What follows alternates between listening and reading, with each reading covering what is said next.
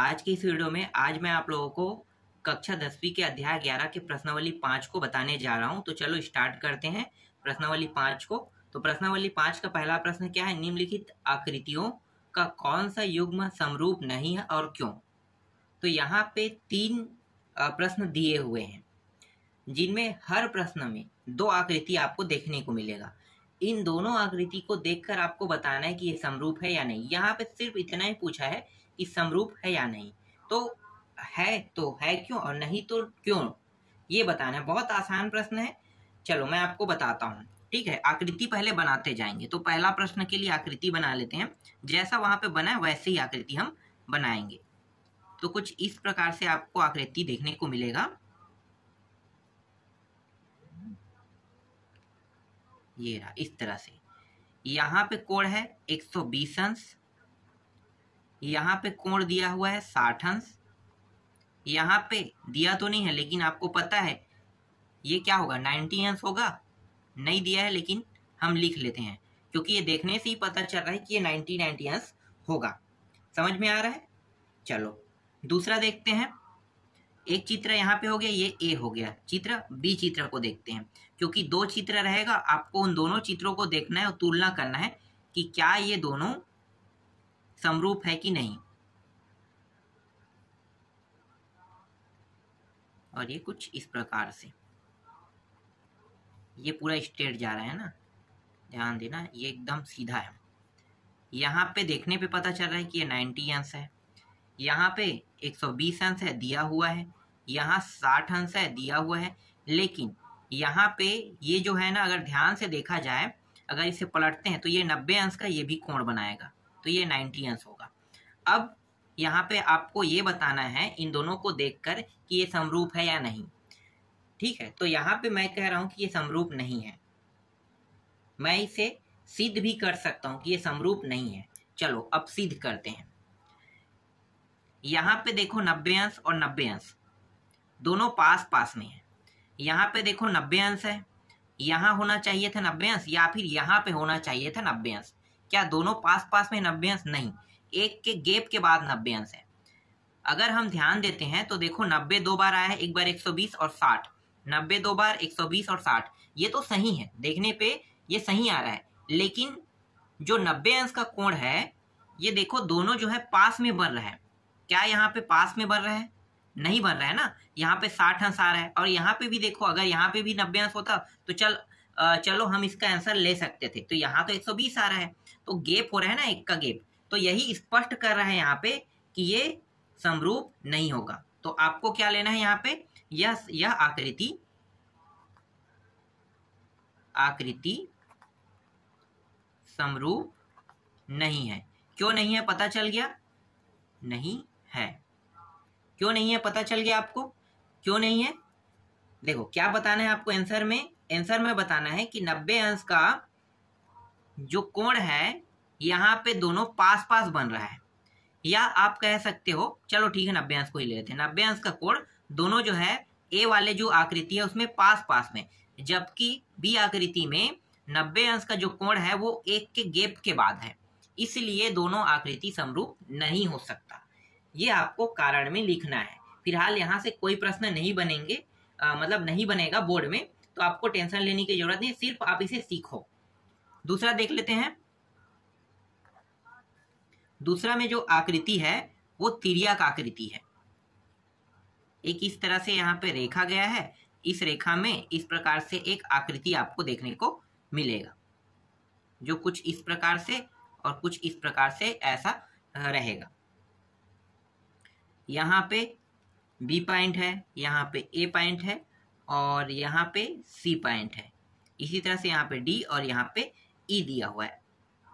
यहाँ पे यहाँ से यहाँ की दूरी दिया हुआ है 15 दिया हुआ है। यहाँ से यहाँ की दूरी 18 दिया हुआ है। यहाँ से यहाँ की दूरी 12 दिया हुआ है, और यहाँ से यहाँ की दूरी 10 दिया हुआ है।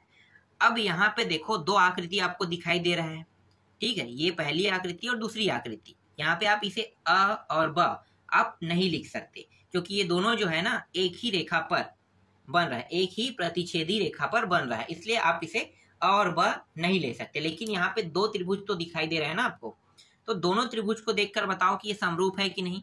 तो यहाँ पे मैं कहूंगा ये समरूप है। क्यों इसलिए समरूप है, कारण क्या लिखना, चलो मैं बताता हूं ना। इसलिए समरूप है क्योंकि ये जो त्रिभुज है दो प्रतिच्छेदी रेखा पर बन रहा है। अगर कोई भी रेखा आपस में एक दूसरे को क्रॉस करता है और उनके द्वारा त्रिभुज जो भी बनता है वो दोनों त्रिभुज समरूप होगा ही होगा। क्या होगा, समरूप होगा ही होगा। यहाँ पे मैं इसे सिद्ध भी कर सकता हूं, ये इसका मुहाना है और ये इसका मुहाना है, ठीक है, ये ओपन हो रहा है। तो यहाँ पे जितने अंश का कोण बनेगा उतने अंश का कोण यहाँ पे बनेगा। लगभग मैं मान के बताता हूँ। यहाँ पे मान लो यहाँ पे 30 अंश का बन रहा है, तो यहाँ भी कितने अंश का बनेगा, 30 अंश का, क्योंकि ये एक ही रेखा पे बन रहा है। ध्यान दो, ये रेखा यहाँ तक गया है, दूसरा रेखा यहाँ तक गया है। तो देखो ना, दोनों रेखा अगर इस तरह से क्रॉस कर रहा है, ये बिंदु पॉइंट है जहाँ पे क्रॉस कर रहा है, तो यहाँ पे जो मुहाना है यहाँ पे अगर 30 है तो यहाँ भी 30 रहेगा, ठीक है। यहाँ पे 30 है मतलब यहाँ पे 30 रहेगा। अगर मान लो यहाँ पे 90 अंश बन रहा है, ध्यान देना, तो यहाँ पे ऊपर में 90 अंश, देखो ना ऐसी है ना, यही रेखा है, इसी रेखा पे बिंदु पे बन रहा है, तो ये 90 अंश है तो ये भी 90 अंश ही बनेगा। ये एग्जाम्पल मैं बता रहा हूँ, ऐसा है नहीं, ठीक है, ये दिया नहीं है, मान दिया नहीं है, तो आप इसे कैसे निकाल सकते हो, यही चीज मैं आपको बता रहा हूँ। ये 90 हो गया। इसके बाद यहाँ पे और यहाँ पे देखते हैं तो ये 60 अंश है, तो मान लो ये भी 60 अंश का रहेगा इस तरह से। तो देखो सभी जो है अपने अपने सही जगह पे ये बैठा हुआ है। इसका मतलब क्या है कि इसका मतलब ये है कि ये आकृति जो है ये समरूप है, ठीक है, समरूप है। सर्वांग सम नहीं होगा, याद रखना, सर्वांग सम होने के लिए भुजा को बराबर होना पड़ता है। तो यहाँ पे आप देख सकते हो ए से बी जो है 12 है और बी से ई कितना 18, तो क्या दोनों बराबर है, नहीं ना, तो दोनों बराबर नहीं है भुजा, इसलिए ये सर्वांग सम नहीं होगा। इसलिए यहाँ पे कौन से नियम लगेगा, यहाँ पे सिर्फ नियम लगेगा कोण कोण कोण या ट्रिपल ए। आपके बुक में दिया हुआ है, ठीक है, तो उसमें क्या दिया हुआ है, एस ए एस दिया है, जबकि यहाँ पे कहीं पे भी प्रूफ नहीं कर रहा है कि ये एस ए एस होगा। मुझे तो कहीं पे दिख नहीं रहा है, क्योंकि मुझे पता है नियम ये है कि जब भी कोई भी त्रिभुज सर्वांग सम होगा तो सर्वांग सम होने का जो नियम है वो ये कहता है कि भुजा जो है ना बराबर होना चाहिए। जैसे कि ये 12 है तो इसको भी 12 होना चाहिए, 18 नहीं। ये 10 है तो इसको भी 10 होना चाहिए, तभी आप भुजा नियम यूज कर सकते हो। तो यहाँ पे कहीं पे भुजा नियम यूज नहीं हो रहा है, इसलिए आप क्या कहोगे, इसे सिर्फ कोण कोण कोण समरूपता प्रमेय कहोगे इसे, ठीक है। तो ये क्या है, ये जो त्रिभुज है ये दोनों समरूप है, तो आप इसे लिख सकते हैं, यह आकृति समरूप है। कारण भी मैंने बता दिया, कारण को मैं बोल के बता रहा हूं, आप कारण को लिख सकते हो अपने शब्दों में, जैसा चाहो वैसा लिख सकते हो, कोई भी नंबर नहीं काटेगा। फिलहाल ये जो प्रश्न है ये आएगा ही नहीं बोर्ड में तो आएगा नहीं, तो आप टेंशन मत लो, क्योंकि इससे कभी भी प्रश्न नहीं पूछा जाता है। ये एकदम फालतू प्रश्न है, ये आपको समझाने के लिए यहाँ पे दिया हुआ है बस। इसके बाद यहाँ पे जो तीसरी आकृति है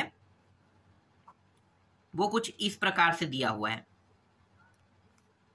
और एक जो है यहाँ पे इस तरह से थोड़ा सा ऐसे, और ये इस प्रकार से दिया हुआ है। यहाँ पे 100 अंश का कोण बना रहा है, यहाँ पे बता रहा है कि यहाँ पे 100 अंश का कोण बना रहा है, कह रहा है यहाँ पे, और यहाँ पे ये आकृति ए है और ये आकृति बी है, ठीक है, दो आकृति यहाँ पे दिया हुआ है। अब आप ये बताओ मुझे कि क्या यह समरूप है। देखो समरूप होने का नियम क्या है, आपको पता चल गया कि कोण बराबर होने चाहिए, तभी वो क्या होगा, समरूप होगा। अगर कोण बराबर नहीं है तो वो समरूप नहीं होगा, यही तो उसका नियम है ना। तो इसके लिए आप क्या कर सकते हैं, कोणों को देखना पड़ेगा। तो देखो यहाँ पे एक कोण का मान 100 है, यहाँ भी एक कोण का मान 100 है, लेकिन यहाँ पे जो कोण का मान है उसका नहीं दिया है, और ना ही यहाँ पे कोण का मान है उसका नहीं दिया है। कम से कम 2 कोण का मान देना था इसमें, तो 2 कोणों का मान होता तो मैं आसानी से बता सकता था कि ये समरूप है या नहीं। तो नहीं दिया है तो यहाँ पे हम नहीं बता सकते, तो आप यहाँ पे डायरेक्ट लिख सकते हो, इसके बारे में बताना मुश्किल मुश्किल है। क्यों मुश्किल है? क्योंकि यहाँ पे आप लिखो क्योंकि इन दोनों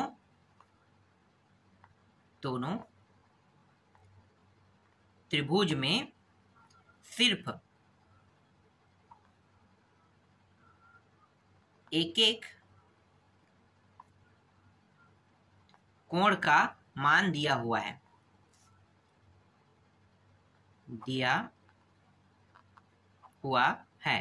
अब एक एक कोण का मान दिया रहेगा तो कभी भी आप ये नहीं बता सकते कि ये समरूप है या नहीं। समरूप बताने के लिए कम से कम 2 कोणों का मान देना था। जैसे यहाँ पे 100 दिया है तो यहाँ भी 100 है, एक यहाँ पे दे देता और एक यहाँ पे दे देता, तो आसानी से मैं बता सकता था कि ये समरूप है नहीं। लेकिन यहाँ पे एक कोण होने के कारण आप इसे नहीं बता सकते कि ये समरूप है या नहीं, इसलिए बस इतना ही आपको इसमें लिखना है। चलो आगे देखते हैं। इसके बाद प्रश्न क्रमांक 2 पे आते हैं। प्रश्न क्रमांक दूसरा है, मेघा ने 2 समरूप पतंगे बनाई। बड़ी पतंग का विकर्ण छोटी पतंग के विकर्ण का 1.5 गुना है। तब पहला स्केल गुणक क्या होगा बताना है हमें, और दूसरा में बड़ी पतंग के विकर्णों के माप ज्ञात कीजिए, जबकि BD बराबर 40 सेंटीमीटर और AC बराबर 60 सेंटीमीटर दिया हुआ है। यहाँ पे प्रश्न में पतंग भी बना हुआ है, तो मैं पतंग को बना लेता हूँ, दोनों पतंग को। एक छोटी पतंग है, एक बड़ी पतंग है। तो यहाँ पे सबसे पहले मैं छोटी पतंग को बनाता हूँ। तो छोटी पतंग जो है वो कुछ इस प्रकार से बना हुआ है।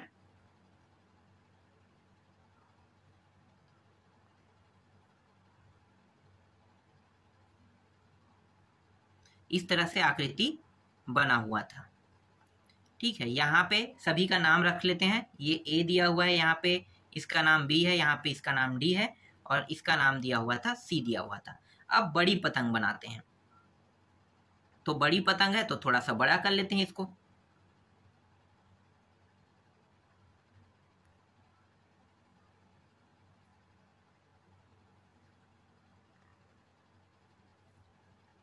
यहाँ पे है P है, Q है, ये S है और ये R है। यहाँ पे दोनों को इस तरह से जोड़ देते हैं। ये वाला जो है ना, ये कौन सा है? छोटी पतंग है। चलो मैं बता देता हूँ, छोटी पतंग, और ये बड़ी पतंग। छोटी पतंग और बड़ी पतंग, इस तरह से 2 पतंगे यहाँ पे प्रश्न में बना हुआ है। पहला प्रश्न में हमें निकालना है स्केल गुणक निकालना है। ठीक है, स्केल गुणक कैसे निकालोगे भाई? तो इस प्रश्न में पहले ही कहा है कि बड़ी पतंग का जो विकर्ण है वो छोटी पतंग से कितना गुना अधिक है? 1.5 गुना। तो यही क्या होगा? इसका स्केल गुणक होगा। मैं आपको समझाता हूं, आपको इसे नहीं लिखना है ना प्रश्न में। ये जो मैं अभी आपको बताने वाला हूं, इसको आपको नहीं लिखना है उत्तर के तौर पे। ये ऐसे ही आपको समझाने के तौर पे बता रहा हूं। मान लो छोटी पतंग का जो विकर्ण है इसको हम x मान लेते हैं, और बड़ी पतंग का विकर्ण जो है वो भी क्या है? x है। लेकिन बड़ी पतंग का विकर्ण भी x नहीं हो सकता और छोटी पतंग का विकर्ण भी दोनों x नहीं हो सकता। आपको पता है थोड़ा बहुत तो डिफरेंस होगा ना विकर्ण में, क्योंकि छोटी पतंग का जो विकर्ण है वो छोटा होगा, बड़ी पतंग का विकर्ण क्या होगा? बड़ा होगा। तो छोटा और बड़ा तो होगा ही होगा। तो इस प्रश्न में यही डिफरेंस को बता दिया गया है कि छोटी पतंग का अगर विकर्ण आप मान लेते हो x, तो बड़ी पतंग का जो विकर्ण है इस x से 1.5 गुना अधिक होगा। तो यही क्या निकलेगा? यहाँ पे स्केल गुणक निकलेगा। समझ में आ गया? तो यहाँ पे पहला का जो आंसर आ गया स्केल गुणक कितना प्राप्त हुआ? 1.5, क्योंकि 1.5 जो है इसके जितने भी विकर्ण हैं, छोटी पतंग के 2 विकर्ण हैं, आपको पता होगा। पहला विकर्ण BD और दूसरा विकर्ण AC। तो पहला विकर्ण BD में 1.5 गुना हो जाएगा और AC में भी 1.5 गुना होगा। इसका मतलब स्केल गुणक क्या होगा? सब में एक बराबर ही स्केल गुणक होता है। ऐसा नहीं है कि एक में स्केल गुणक 1.5 ले लेते हैं, दूसरा में 5 सेंटीमीटर, तीसरा में 6 गुना, 7 गुना, इस तरह से। तो सब में एक बराबर लेना है, अलग अलग नहीं लेना है आपको। स्केल गुणक का मतलब यही होता है। तो सभी के लिए स्केल गुणक कितना होगा? 1.5 होगा। समझ में आ गया स्केल गुणक? अभी मैंने समझाया वो ज्यादा ऑथेंटिक ट्रिक है, आप इसी का उपयोग करना। चलो दूसरा अब हल करते हैं। दूसरा में हमें क्या निकालना है? दूसरा में हमें निकालना है कि बड़ी पतंग के विकर्ण के माप ज्ञात करना है। तो छोटी पतंग के विकर्ण का माप दिया हुआ है, तो आप यहाँ पे लिख सकते हो दिया है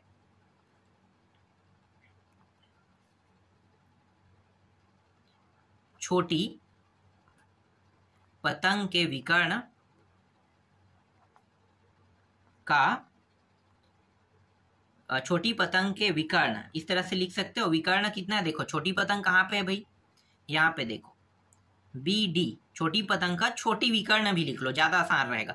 छोटी पतंग के छोटी विकर्ण, यहाँ पे इसको छोटी कर लेते हैं या छोटा लिख लेंगे ना, ठीक है, छोटी छोटा में ऐसे कोई दिक्कत नहीं है। तो छोटी पतंग के छोटी विकर्ण क्या है, बी डी, और बी डी का मान कितना है 40 सेंटीमीटर। अब इसी से हम बड़ी पतंग के छोटा विकर्ण निकाल लेते हैं। तो यहाँ पे लिखो, अब बड़ी पतंग के छोटी विकर्ण निकाल लेते हैं। छोटी विकर्ण कैसे निकालोगे, तो आपको पता है कितना गुना अधिक होगा छोटी पतंग के विकर्ण से। तो छोटी पतंग के विकर्ण देखो, छोटी विकर्ण है बी डी है, और इसका गुना 1.5, जो स्केल गुणा का है ना, इसका गुणा कर देंगे इसके साथ। तो यहाँ पे बी डी का मान कितना है 40 गुणा 1.5, तो यहाँ पे 40 गुणा 1.5 करेंगे कितना आएगा 60 सेंटीमीटर। तो यहाँ पे जो बड़ी पतंग है उसका छोटा विकर्ण क्या निकलेगा 60 सेंटीमीटर। तो यहाँ पे ये जो QS है इसका मान आ गया 60 सेंटीमीटर। तो यहाँ पे आप QS इस तरह से लिख सकते हैं। QS का मान कितना आ गया, QS का मान यहाँ पे आ गया 60 सेंटीमीटर। देखो ये इसका विकर्ण है और ये इसका विकर्ण है, ये छोटा विकर्ण है, ये भी छोटा विकर्ण है। तो ये छोटा विकर्ण से ये जो बड़ी पतंग है उसका छोटा विकर्ण कितना आ गया 40 इसका है, तो इसका 60 निकल गया। अब बड़ा विकर्ण निकाल लेते हैं। तो छोटी पतंग का बड़ा विकर्ण और बड़ी पतंग का बड़ा विकर्ण हमें देखना है। तो यहाँ पे लिखो फिर से, छोटी पतंग का बड़ा विकर्ण, बड़ा विकर्ण मतलब AC, AC है और AC का मान दिया हुआ है प्रश्न में 68 सेंटीमीटर दिया हुआ है। अब बड़ी पतंग का निकाल लेते हैं। बड़ी पतंग का बड़ी विकर्ण क्या है भाई, यहाँ पे देखो PR, तो ये हो गया PR बराबर, यहाँ पे क्या होगा AC में कितना गुना करेंगे 1.5, AC का मान है 68 गुणित 1.5। आगे जब इसे हल करेंगे तो इसका आंसर आ जाएगा यहाँ पे 102 आ जाएगा। तो ये हो गया 102 सेंटीमीटर।